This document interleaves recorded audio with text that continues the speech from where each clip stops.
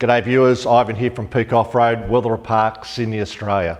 And welcome to another great edition of showing you the Alu-Cab product on what's pretty much the most common vehicle for towing and exploring Australia, the old LandCruiser 200 series. In this case here, what we have is a 2015 Sahara with all the bits on it, and it's had a GVM upgrade and all that, so we'll get into that in a second. But what we're going to do, like always, just for Artie's sake, we're going to open and close the awning. But before we close the awning, the big problem with the 200 series is the rear wing. Now this has the big rear wing, being a Sahara, and I'm going to show you how close and where it touches in this application. Remembering it's got the backbone from Rhino and obviously the Alu-Cab tent and the Shadow Awning.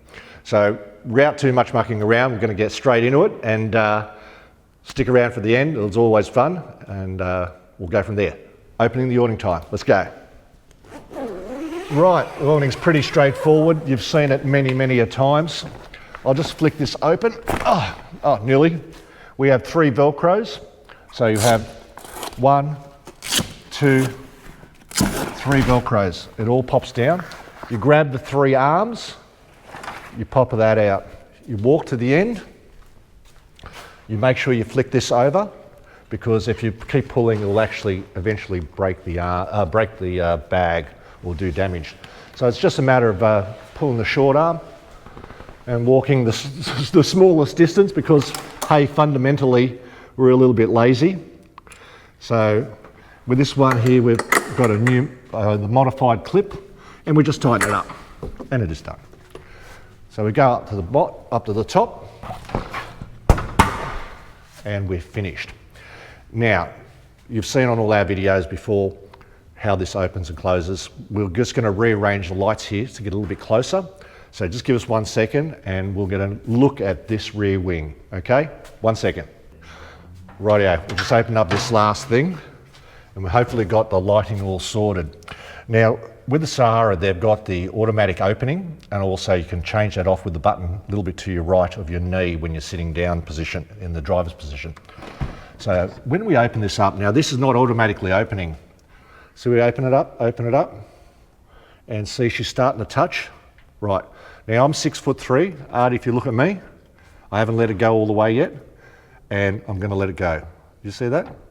So between here, that's touching, and that's not touching, and that's touching. Right, so we're open. As you can see here, we have a small sponge. Now this is not going to move around too much. It's not like it's going to be rubbing hard, and if it does, you're going to have to deal with that. Also, this the actual adjuster has stretched a little bit because it's been on for a fair while. We're going to go cut the adjuster down and give it a bit more tightness. And that'll give you a little bit more room as the back arm comes closer to the tent. So as you can see here, Artie will get a good shot at it again as we open. So we're going to just open it and let it go. I'm just going to open it and let it go again. Come on, up you go. Right. So I'm 6'3" again. It's no problem for height for me. This has had a GVM upgrade. So this is an ARB GVM upgrade, which gone to 3.850. And obviously that raises the truck up a little bit as well. So that gives you my clearance here. But the biggest problem is with these big wings, right? These big Saharas, we call it the super wing, and you got the earlier models had a smaller wing, which wasn't an issue. So it's only on the big cars that it's issue, but it's only a minor issue. So what we'll do is we'll close this up again. We'll close all this up and get to the review of the tent and how it's all done, and I'll show you the ladder as well now.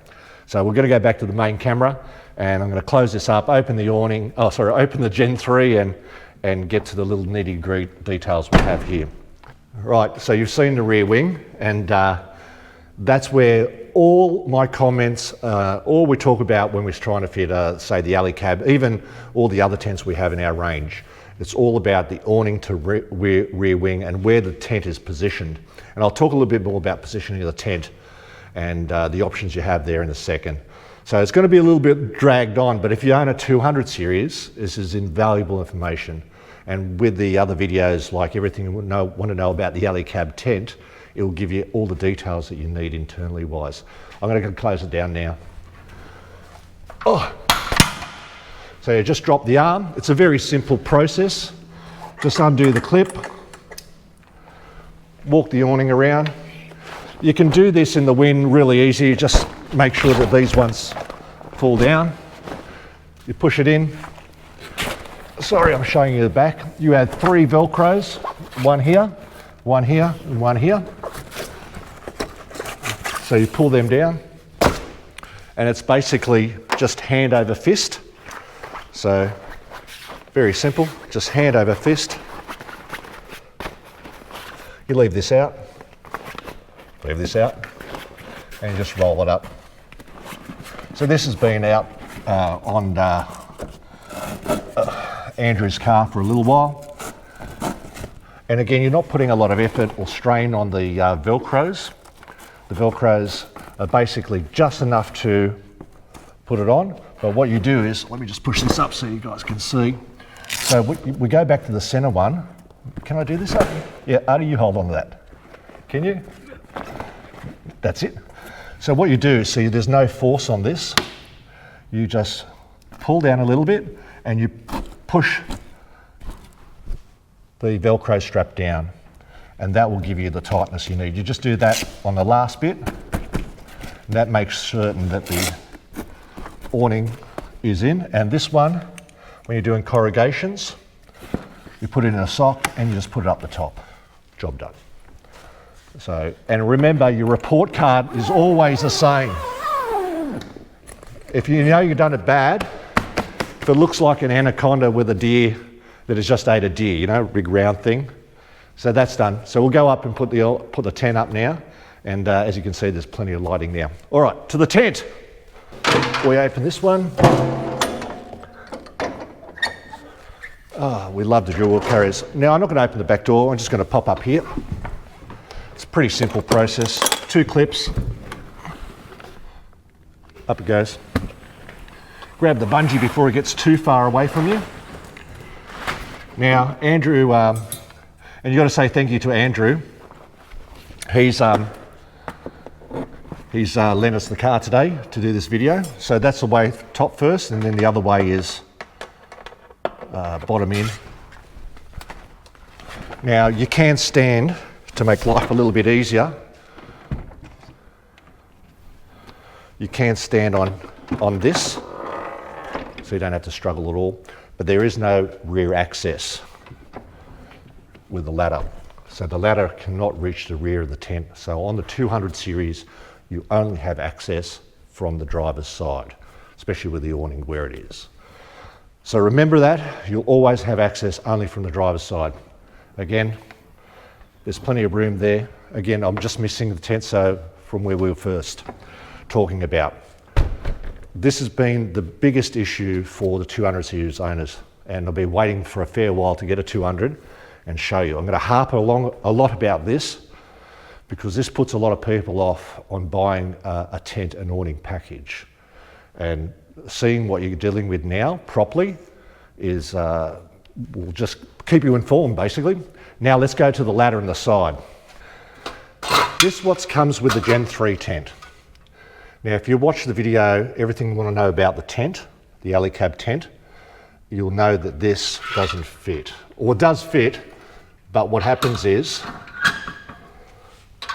right, we're just off the ground, as you can see, and when I do bring it to the ground, well, I can't, because the rear quarters, as you can see, are too big. Now, we've already offsetted this tent 70 millimeters from the passengers to the driver's side. So, like I was saying before, without me going ridiculously to this side, the only other option is the Chinese one. So basically, as you saw on the other video about the AluCab, I'm harping on about that video because everything will make sense. So what happens is we take the bracket off the top one, off the AluCab, and we put it onto the Chinese extendable ladder. And it's a matter of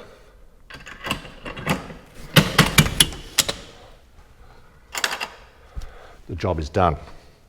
So what you have here now is what we try and do is have enough room for your foot not to be hard up against, like your toe, not to be hard up against the paintwork of your car. So when you're going down, if it's right up against the car, if it was right up against the car, you'll be on your tippy toes getting out. So with the angle, it works out pretty damn good. So this is a good angle. You're really not stepping too hard on this pointy bit, because the bigger the angle, the more this point comes up, and then you're only working, instead of on the rung, like this one, right? So you have a nice flat rung, and here you're just stepping on the point. The further the angle goes back, the harder it is on your feet.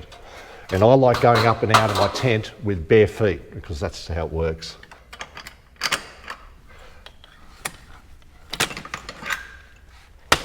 And so I'll show you, try not to get your fingers caught up in this.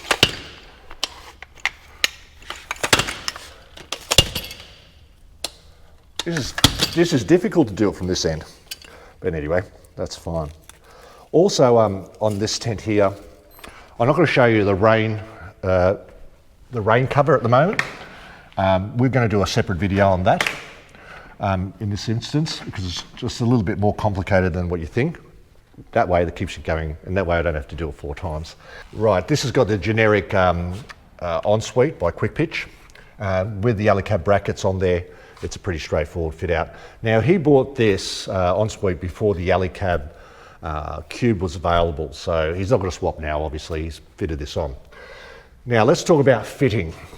Right, 200 series, you've got an option of Tracklander, Front Runner, and Rhino.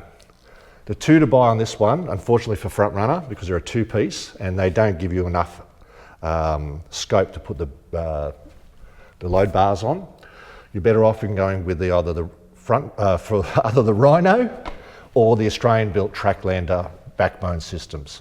The Tracklander will probably be a little bit better because you can drill the holes anywhere, and I can move the tent a little bit further left or right. So we've got, for weight-wise, about 10 kilos for the backbone. We have 9 kilos in bars and 83 kilos in the tent. Awning is on top of that. So 10, 19, 83 is 102, right? 102 and 23 kilos for the awning on top of that. So that's what you're up to, 125 kilos plus your bedding.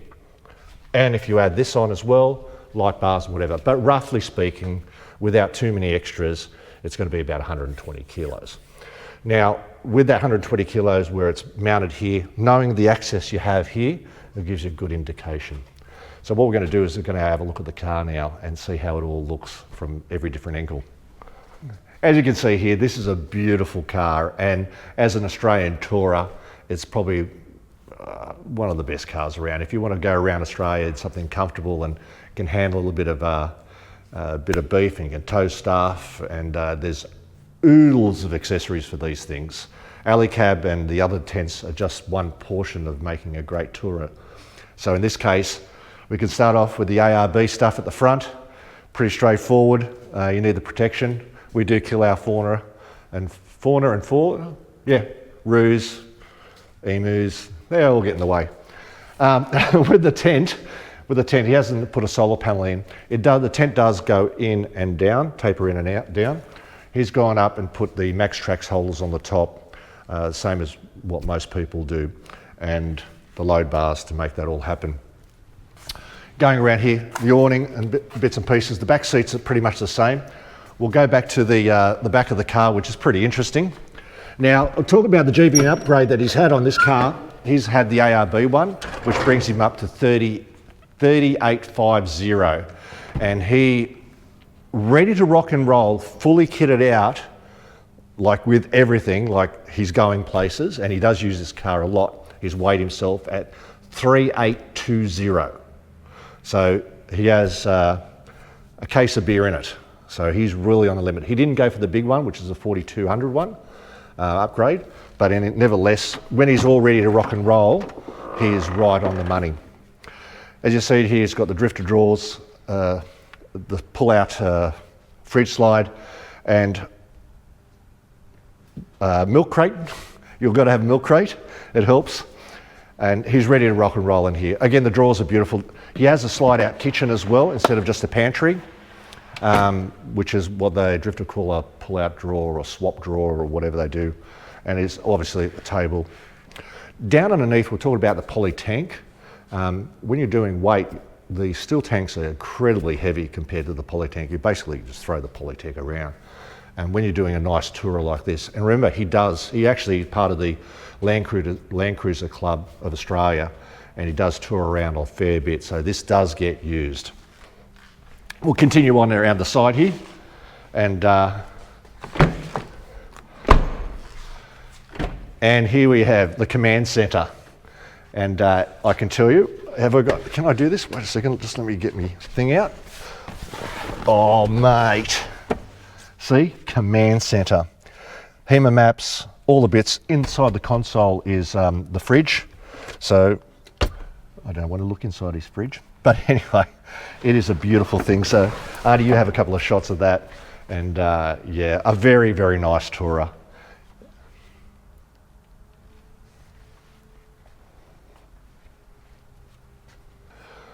Okay, lads, this brings it all down to the end of the video, and thank you for staying around for so long.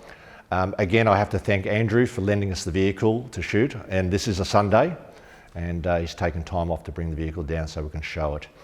Again, this is one of my favourite colours. I have 2 cars in this colour. I do raver on, but I think it looks great. It hides the dirt more than anything, which is good for all of us. As you know, in Australia, it's been quite up and down. Only a few videos we were saying how the place is burning down, and we've burnt down Texas, the whole of Texas, and it's changed around now where we're flooding the whole place out. So our major dam here went from 42% to 70-odd% basically overnight. So that's the drenching that we've had here. Again, like I said, I'm not going to harp too much. Thank you again, Andrew, for lending us your vehicle. The rear wing is really where it's all at. On these cars. People ask me all the time, I say, how much do you like your rear wing? If you pull it off, you can bring the tent back further, and in some cases we can get the ladder on, depends on how you want it to look and what bars you have underneath. But it all can be done. Again, the rear wing is the issue, but knowing that you can go with the extendable ladder and it looking pretty nice and neat, and you can see the clearance. Remember, there's a 9mm sponge on that, and that awning can be tightened up a little bit more. It has stretched a little bit, which is what it's supposed to do over a period of time. It will get to that stretch and it'll just stay that way. Again, thank you again for staying around so long. I do ramble on, and we shall see you on the next one. And good camping, and good luck, and we'll see you around. Hooroo. Artie, what a day. I need a step ladder. Jeez, I'm getting too old for this. Oh my God. I didn't even show them what was underneath the tailgate. So basically, throw these down, throw this up. We incorporate the side cover. Bring this down. All these beddings in here. It's all pretty cool. We done? We are now.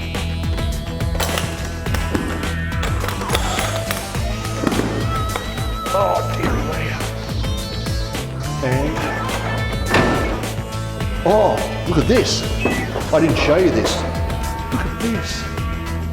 How snazzy is that? Anyway, guys. See you later. Hooroo, time for a cuppa.